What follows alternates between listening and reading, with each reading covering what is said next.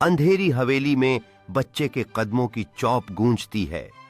दीवारों से सरगोशियां उभर रही हैं, जैसे कोई करीब बुला रहा हो। बच्चा लरजते हाथों से पुराना दरवाजा खोलता है। अंदर एक रोशन दायरा है और उस दायरे में छिपा है हवेली का खौफनाक राज। ये जगह महज घर नहीं, भटकी हुई आत्माओं का कैद खाना है।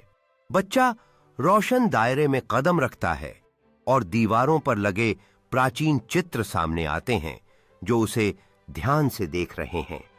कमरे के कोने में एक साया खड़ा है, जिसकी आंखें डरावनी चमकती हैं, जैसे वो बच्चे की हर हरकत पर नजर रख रहा हो। बच्चा अब जिज्ञासा और डर के मिश्रण से भरा हुआ साए की ओर बढ़ता है, झिझकते हुए हाथ बढ़ाता है।